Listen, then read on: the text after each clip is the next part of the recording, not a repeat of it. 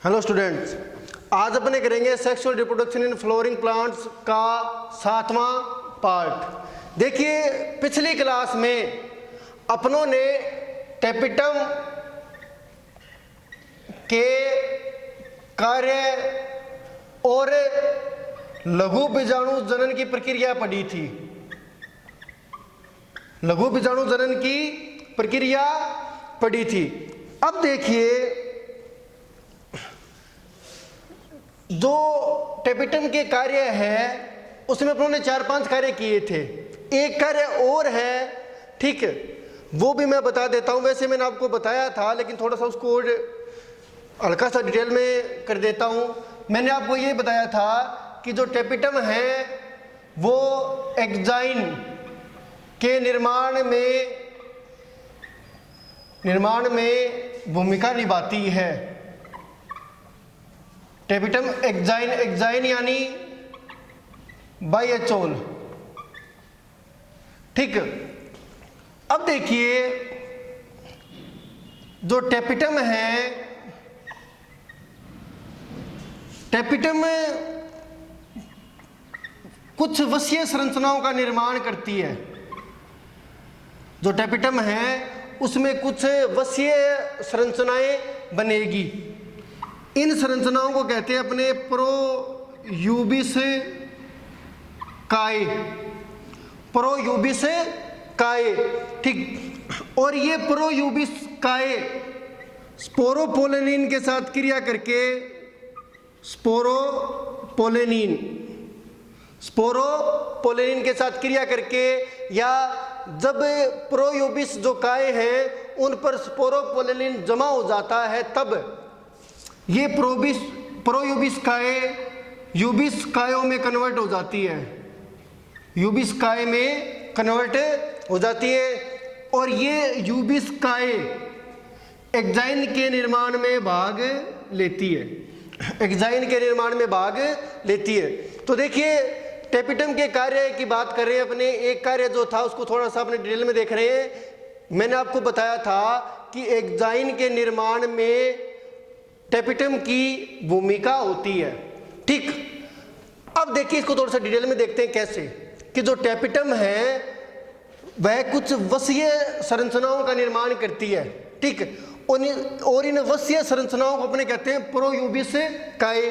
और प्रोयूबिस काय और स्पोरोपोलेनिन ये आपस में क्रिया करके यूबिस काय बनाते हैं, या प्रोयूबिस काय जो है उन पर स्पोरोपोलेनिन का जमाव होता है और प्रोयूबिस काय यूबिस काय में कन्वर्ट हो जाती है। और ये यूबिस काय एग्जाइन के निर्माण में यानी बाइएचोल के निर्माण में भाग लेती है, ठीक। डायग्राम भी मैंने आपको बताया था, बनाया था, यानी जैसे ये पोलन ग्रेन है तो ये तो हो गई इंटाइन, और इसके बाद क्या हो जाएगी एग्जाइन। इस तरीके से अंदर की ओर ये तो होगी इंटाइन और बाहर एग्जाइन, और ये अपना है पराग कण, पोलन ग्रेन, ठीक। अब आगे देखते हैं अपने।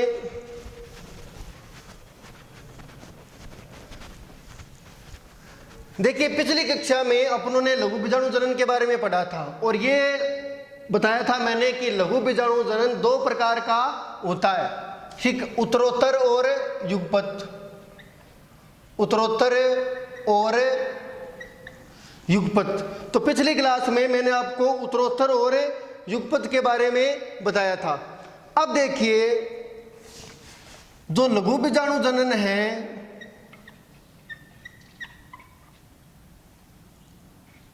मैंने आपको बताया था कि एक माइक्रोस्पोर मदर सेल से लघु बीजाणु जनन की प्रक्रिया में एक माइक्रोस्पोर मदर सेल यानी एक लघु बीजाणु मात्र कोशिका में अर्धसूत्री विभाजन होगा और 4 लघु बीजाणु बनेंगे।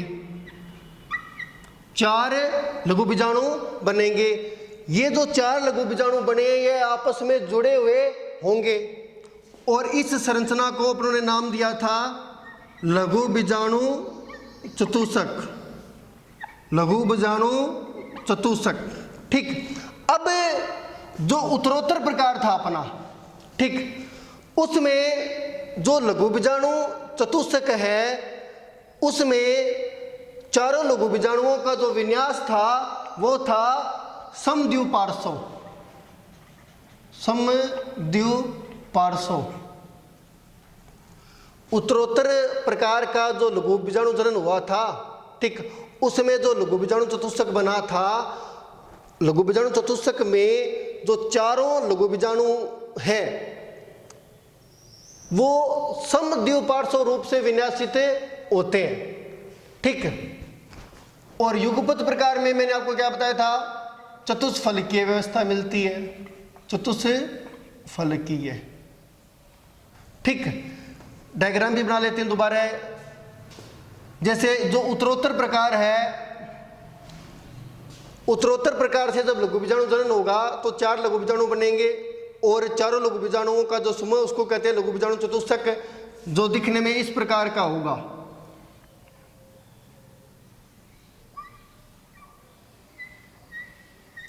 ठीक, ये 4 लघु बीजाणु हो गए। और लघु बीजाणुओं की इस व्यवस्था को अपने कहते हैं समद्विपार्श्व। दूसरा था अपना युगपत प्रकार, और युगपत में अपनों डायग्राम इस तरीके से बनाया था।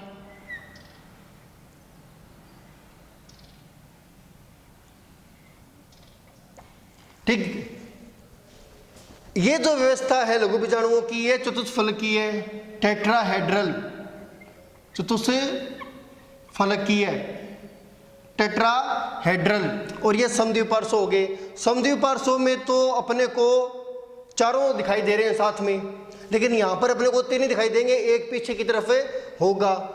तो देखिए यहाँ पर अपने 2 तरह के लघु बीजाणु चतुष्क कर लिए थे, ठीक। एक तो समद्विपार्श्व और दूसरा चतुष्फलकीय। जब लघु बीजाणु जनन उत्तरोत्तर प्रकार का होता है तो अपने को समद्विपार्श्व देखने को मिलेगा, और जब युगपत प्रकार का होता है तो लघु बीजाणुओं की चतुष्फलकीय व्यवस्था अपने को देखने को मिलेगी। इसके अलावा भी कुछ और प्रकार के लघु बीजाणु चतुष्क है, इनको भी अपने डायग्राम की सहायता से देख लेते हैं।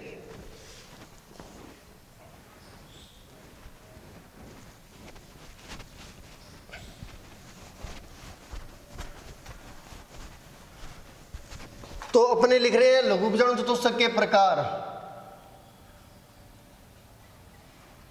Types of microspore tetrad. पहला क्या है, पहला था चतुष्फलकीय, आपकी किताब के अकॉर्डिंग जो अपनों ने ऑलरेडी देख लिया, ये हो गया चतुष्फलकीय, ठीक है। ये लघु बीजाणु चतुष्क है, और जो प्रकार है ये है चतुष्फलकीय, टेट्राहेड्रल। और मैंने आपको यह भी बताया था कि इस प्रकार का लघु बीजाणु चतुष्क अपने को डाइकोट में देखने को मिलता है। किसमें? डाइकोट प्लांट में इस प्रकार का चतुष्क देखने को मिलेगा। दूसरा है अपना समद्विपार्श्व,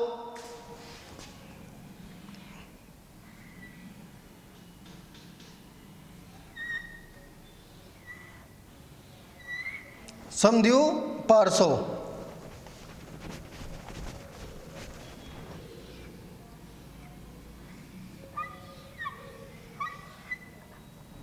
ये रहा समद्विपार्श्व, आइसो बाइलेटरल,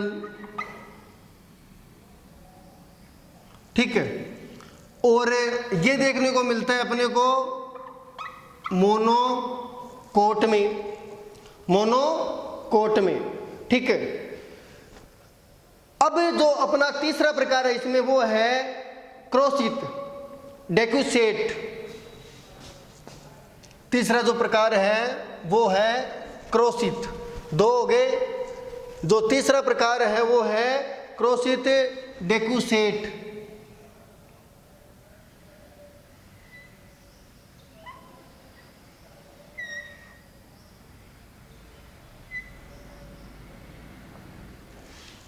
क्रोसित। ठीक है, देखिए इस प्रकार के लघु बीजाणु जनन में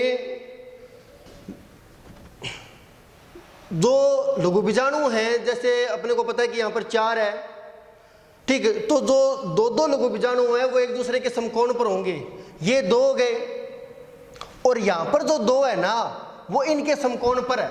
देखिए ये भी 2 है, ये भी 2 है, ठीक, अपने को यहां पर एक ही दिखाई दे रहा है, एक पीछे की तरफ है, 2 है, ये 2 हो गए और ये 2 हो गए। अब ये जो 2 है ना इन 2 के समकोण पर है, तो ये हो गया क्रोसित। इंग्लिश में कहेंगे अपने इसको डेक्यूसेट। ठीक है, और इस प्रकार का जो चतुष्फलक है अपने को देखने को मिलता है मैग्नोलिया में। मैग्नोलिया, ठीक, प्लांट है ये। क्रोसित जो है डेक्यूसेट है वो मैग्नोलिया में मिलेगा। इसमें क्या है कि ये ऊपर 2 है, नीचे भी 2 है, एक साइड की तरफ है, इसलिए अपने को यहाँ पर नीचे की तरफ एक ही दिखाई दे रहा है। तो ये जो 2 है ना वो नीचे वाले 2 के समकोण पर है, या ये 2 है ना वो ऊपर वाले 2 के समकोण पर है, तो ये हो गया क्रोसित डेक्यूसेट। जो तीसरा अपना जो प्रकार है चतुष्फलक का वो है टी शेप्ड। टी शेप्ड इस प्रकार से 2 यहां पर हो गए ये और बाकी 2 नीचे। ये जो व्यवस्था है लघु बीजाणुओं की, या ये जो लघु बीजाणु चतुष्फलक है इसको अपने कहते हैं टी शेप्ड, टी रूपी। और ये देखने को मिलता है अपने को एरिस्टोलोकिया में। एरिस्टोलोकिया में, एरिस्टोलोकिया में देखने को मिलता है। और अगला है अपना रेखिक लीनियर, जिसमें चारों लघु बीजाणु एक रेखा में स्थित होंगे। जैसे ये एक हो गया, ये दूसरा, ये तीसरा और ये चौथा।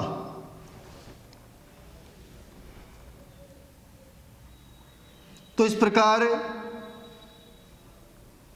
4 लघु बीजाणु हैं जो एक रेखा में है, इसको कहते हैं रेखीय या लीनियर। और इस प्रकार का जो चतुष्फलक है वो देखने को मिलता है हेलोफिला में। हेलोफिला में, ठीक है। तो ये अपने 5 तरह के हो गए हैं अभी। पहला था चतुष्फलकीय, दूसरा है आइसोबाइलेटरल यानी समद्विपार्श्व, फिर क्रोसित यानी डेक्यूसेट, और फिर टी शेप्ड जो कि एरिस्टोलोकिया में मिलता है, और फिर लीनियर यानी रेखिक जो हेलोफिला में मिलता है। तो ये लघु बीजाणु जो चतुष्फलक है उनके अपने 5 प्रकार हो गए हैं।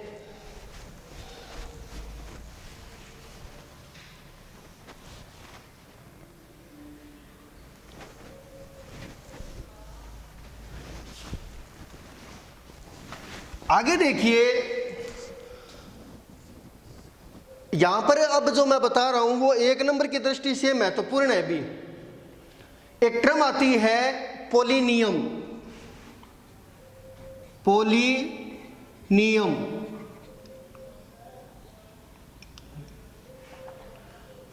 एक फैमिली है एसेक्लेपिडेसी या एसेक्लीपिडेसी।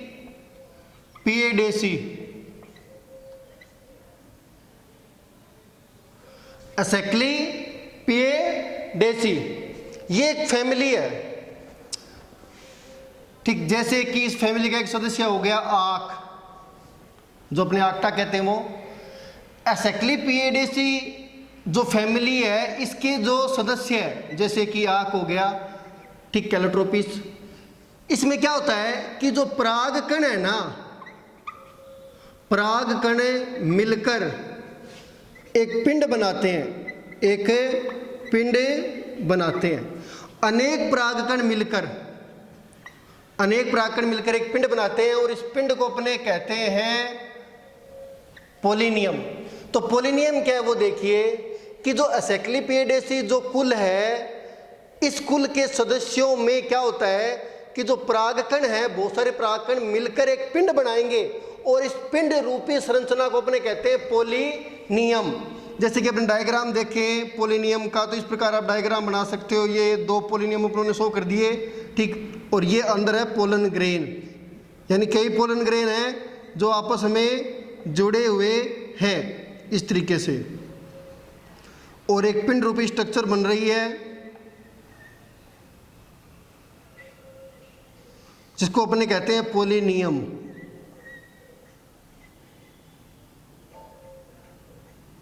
ठीक, सेम इसमें हो जाएगा।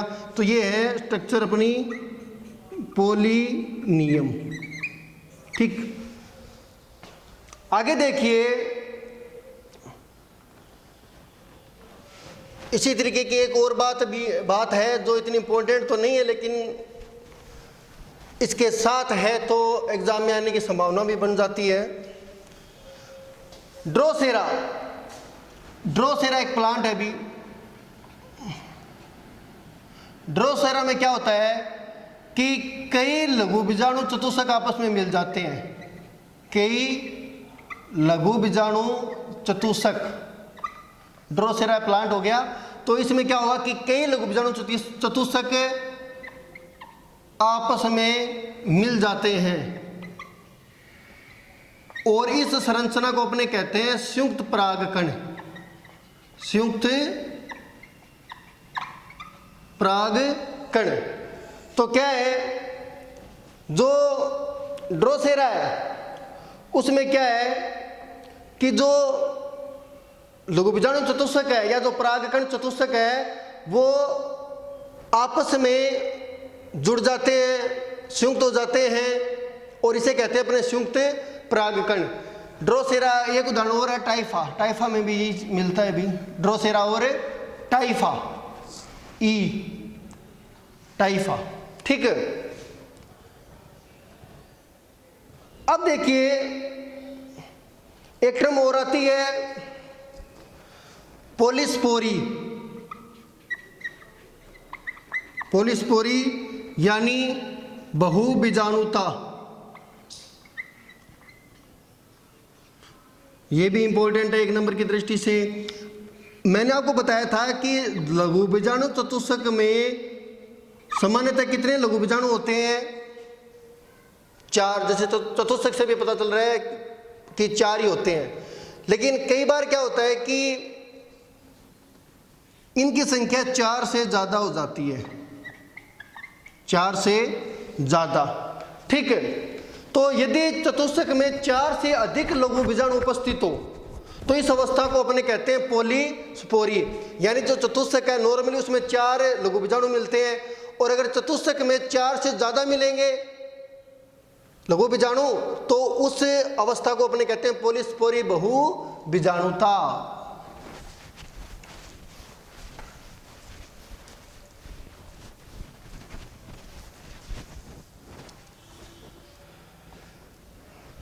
अब अपना अगला टॉपिक है परिपक्व परागकोश का स्फुटन।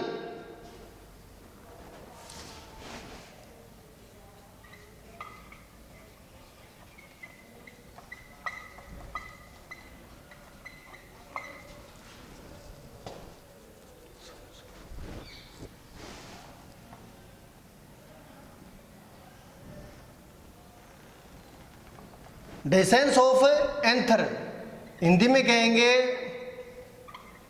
परागकोश का स्फुटन।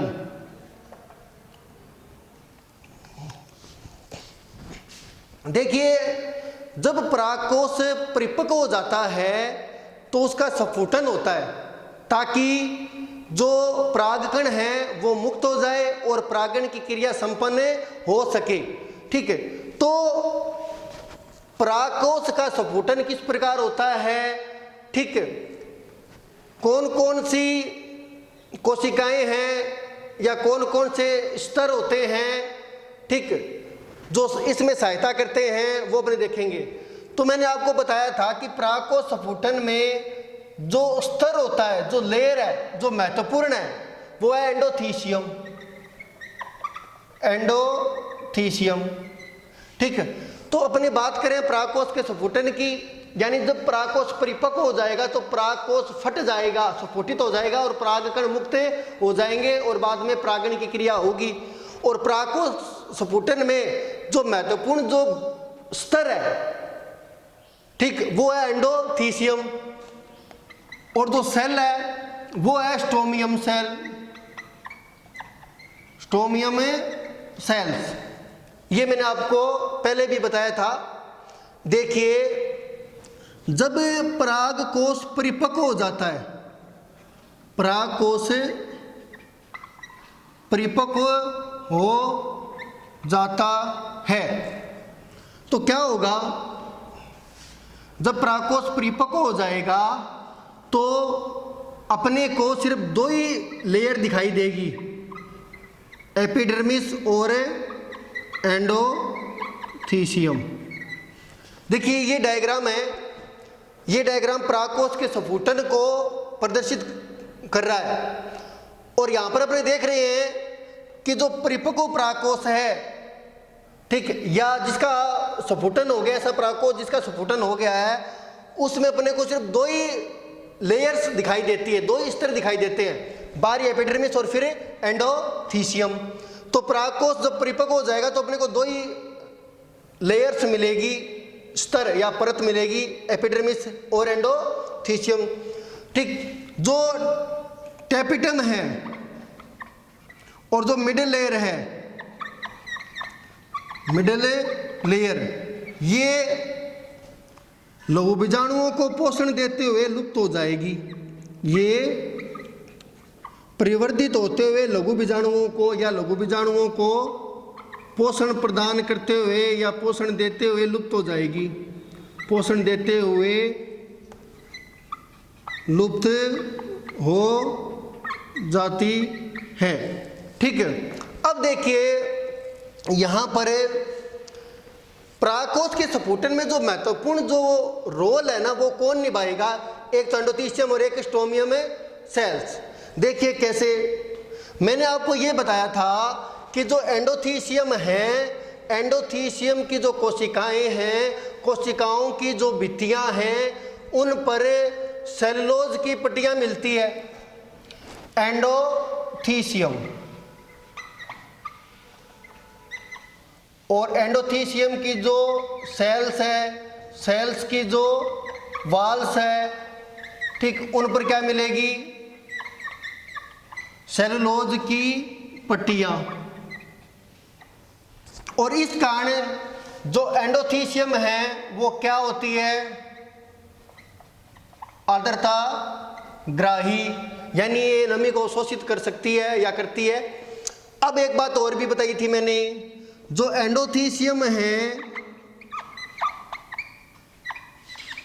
एंडोथीसियम की कोशिकाएं आपस में कैलोज बैंड द्वारा जुड़ी रहती है, कैलोज बैंड द्वारा जुड़ी रहती है।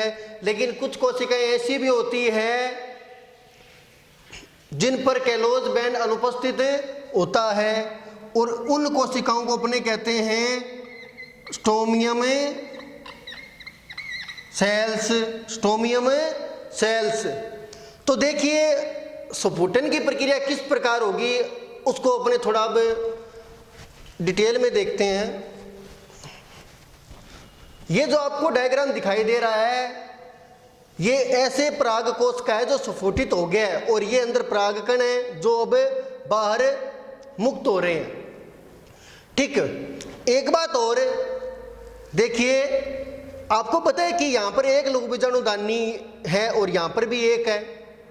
ठीक, तो इस तरह इस साइड दो हो गई, दो और दो चार होगी।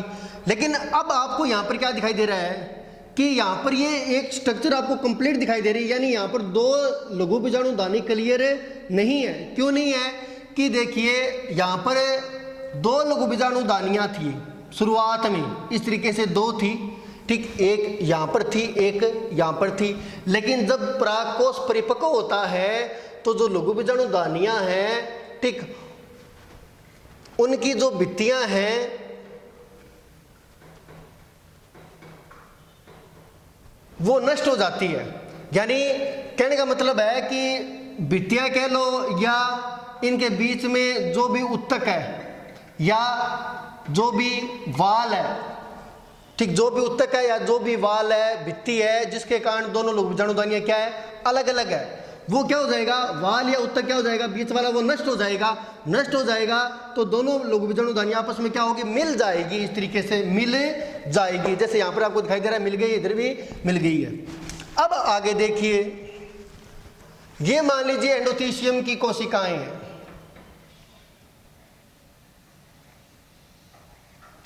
डायग्राम के अकॉर्डिंग चलो अपने बना देते हैं एंडोथीशियम कि ये एंडोथीशियम की कोशिकाएं हैं,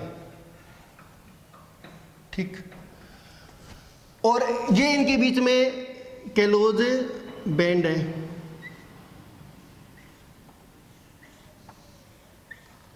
ठीक है, ये इनके बीच में केलोज बैंड है।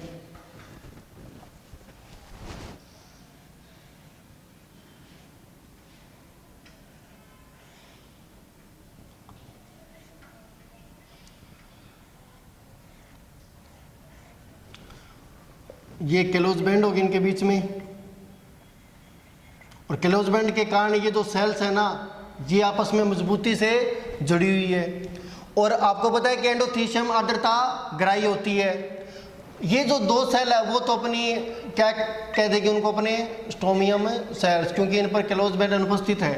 अब एंडोथीशियम आर्द्रता ग्राही होती है तो पानी को शोषित करके सेल्स फैलेगी। आपको पता है जब किसी सेल में जल प्रवेश करता है तो जो कोशिकाएं होती है वो फैलती है, उनका वॉल्यूम थोड़ा बढ़ जाता है, ठीक है। तो सेम बात यहाँ पर होगी, जल को शोषित करके एंडोथीशियम की कोशिकाएं फैलेगी, ठीक। तो थोड़ा सा अपने इनको फैलता हुआ दिखा देते हैं इस तरीके से।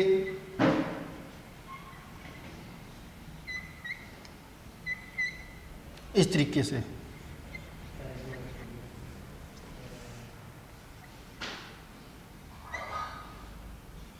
तरीके से दिखा दिया। अब देखिए, जब परागकोश परिपक्व होता है, परागकोश क्या होता है, परिपक्व, तो जो इन कोशिकाओं में जो जल है, अतिरिक्त जल है, क्योंकि एंडोथीशियम आर्द्रता ग्राही होती है और वो जल या नमी को शोषित कर लेती है, लेकिन जब परागकोश परिपक्व होता है तो जो अतिरिक्त जल होता है इन सेल्स में वो भाप बनकर उड़ जाता है या जल की हानि हो जाती है, जल इन कोशिकाओं से निकल जाएगा। अब जब जल इन कोशिकाओं से निकलेगा तो कोशिकाएं वापस क्या होगी, पहले तो फैली थी, फिर क्या, जब जल निकलेगा तो सिकुड़ेगी या सिकुड़ती है। जब जल प्रवेश किया था तो कोशिका फैली थी, जैसे ये कोशिकाएं हैं एंडोथीशियम की, इनमें जल प्रवेश किया, ये फैल गई। और जब जल बाहर निकलेगा, ये मान लीजिए इनमें जल है, जब ये बाहर निकलेगा तो कोशिकाएं वापिस उसी अवस्था में आएगी और सिकुड़ेगी तो जो सेल्स है वो खिंचेगी, एक प्रकार से उन पर फोर्स लगेगा। और आपको पता है कि यहाँ पर देखिए ये दो सेल मजबूती से जुड़ी हुई है, तो यहाँ पर ये टूटेगी नहीं, लेकिन यहाँ पर क्या है, केलोज बैंड नहीं है और ये कमजोर कड़ी है, भी जो फोर्स पड़ेगा, ठीक, तो स्टोमियम सेल जो होती है, क्योंकि उनके बीच में केलोज बैंड नहीं है, वो मजबूती से जुड़ी हुई नहीं है, तो ये दोनों सेल अलग हो जाएगी, इस तरह टूट जाएगी। जैसे कि अपने को यहाँ पर दिखाई दे रहा है, शुरुआत में ये जुड़े हुए थे, लेकिन जब परागकोश परिपक्व हुआ, एंडोथीशियम की कोशिकाओं में जो जल था वो बाहर निकल गया, एंडोथीशियम की कोशिकाएं फिर सिकुड़ती है और सिकुड़ने से स्टोमियम कोशिकाओं पर दाब पड़ेगा और स्टोमियम कोशिकाएं अलग हो जाएगी, यानी एंडोथीशियम टूट जाएगी। तो और जब एंडोथीशियम टूट जाएगी तो परागकण मुक्त हो जाएंगे। आज के लिए इतना ही, बाकी अगली क्लास में।